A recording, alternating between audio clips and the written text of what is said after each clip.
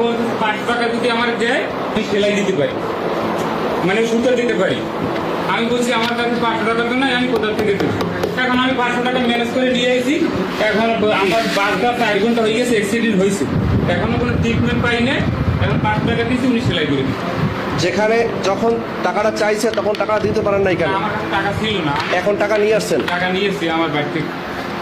500 টাকা চাইছে কেন, কি কিনতে? উনি সুতো দেবে এই জন্য। আচ্ছা সুদ তো উনি দেবে না, সরকারিভাবে সুদ আছে না? এখন উনি ওনারে এটা বলছি আমি, কাজটা বাবা আমি কিছু বলি নাই।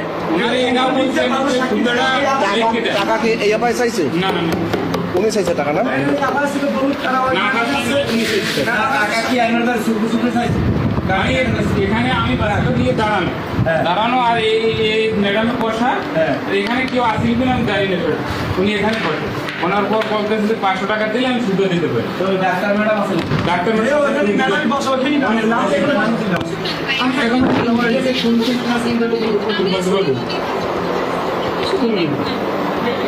আমার নাম মিজানুর রহমান। আচ্ছা কি হয়েছে বলেন তো? আমার মেয়েটা অ্যাক্সিডেন্ট করছে, আমি নিয়ে গেছি সরকারি হাসপাতাল।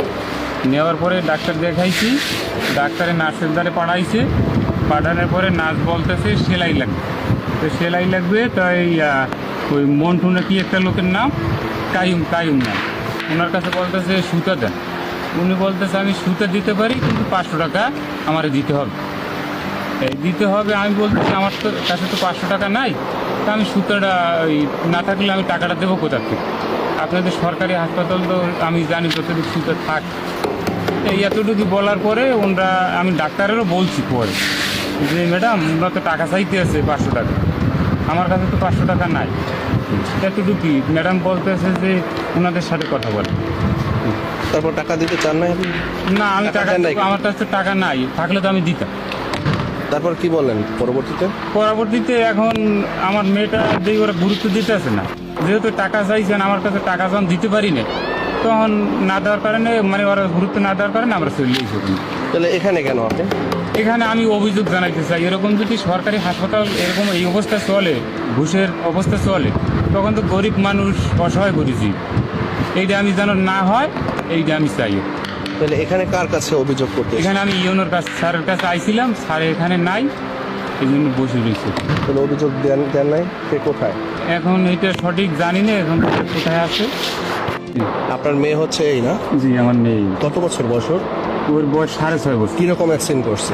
ওই দরজার সামনে দিয়ে শিয়ারি আছে তো, হ্যাঁ। ওই শিয়ারি দিয়ে মানে উঠতে যাইয়ে পড়ে গেছে। আর কে ছিল আপনার সাথে ওখানে?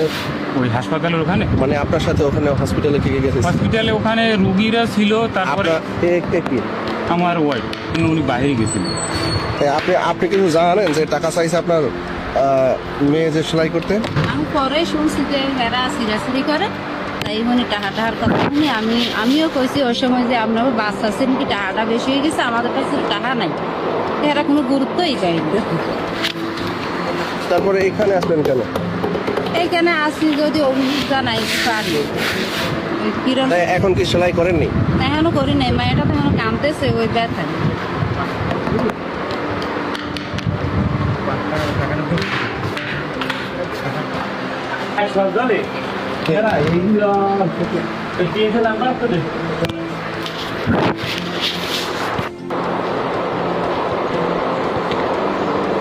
তাই কোন ভাই টাহাদুম লিখতে দেন, টাহাদুম লিখতে দেন যান।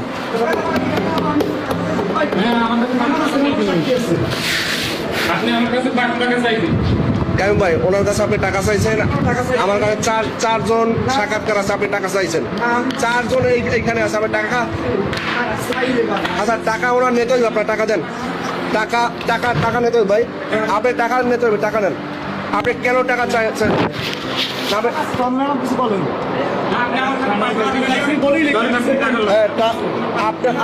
আপনি টাকা নেন, 500 টাকা নেন, আপনি 500 টাকা নেন ভাই। ট্রিটমেন্ট পাইনি।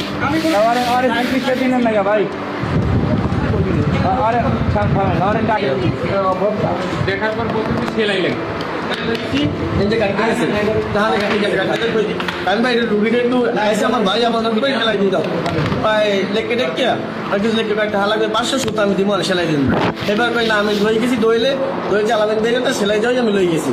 এবার এখন কয় ভাই আমার আলামিন আছে কোম্পানি সার্টিফিকেটে ভাই তোর কায়েম বিলটা কি হয়েছে এর আমার সকালে কয় কিছু কাম হলো কিছু হয় নাই ভাই তুই বলে হ্যাঁ কিসের লাগিয়েছো ফের কিসের লাগিয়েছে মুখ আমি ভাই হ্যাঁ ভাই সুতো লাগে কি বলে তোর লাগে ওই ভাই আমার স্বাস্থ্য ভাই লেগেছি সুতো আছে হাতারে হ্যাঁ আমার তার 500 টাকা আছে টাকা দিলে আমি সেলাই করে দেবো এতে আমি খারাই নি আমি দেখি ভাই ভাই হয়ে গেছে হ্যাঁ ভাই যে সিগুলো দেখি নাই ভাই যে সিগুলো আমি দেখি নাই আমি সাথে ভাই গেছে একদম চিনি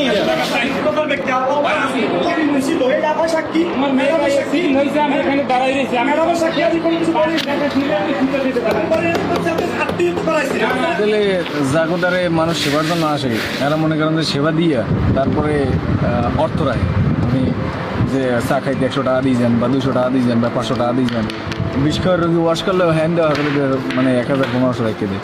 এরকম রাখতে দেয় মানে আপনারা তো রুগী টানেন আপনারা তো এই বিষয়ে জানেন হ্যাঁ আমাকে গাড়িতে একটি রুগীতে সমস্যা করতে আপনাকে সরকারি হসপিটাল আসিয়া আমরা ওয়াশ করি ওয়াশেও আমাকে কাছ থেকে টাকা নেই কেটে নিয়েছে টাকা কে রাখে কায়ম হ্যাঁ বলতেছে যে এরকম ওই যে লোকটা যে একটা একটু চুলদারি পাহা আর কি কষ্ট করে কায়ম কষ্ট করে লম্বা চূড়া ওই দেশ তাহলে যে টাকা রাখছে আপনি নিজে দিয়েছেন আমি নিজে দিয়েছি আমার বিষ্কর রোগী আমি ওয়াশ করছে আমি নিজে হারে 1500 টাকা দিয়েছি আমি ফার্মেসিতে টাকা বাকি রেখে সেই টাকা আমি ফার্মেসিতে না দিয়ে আমি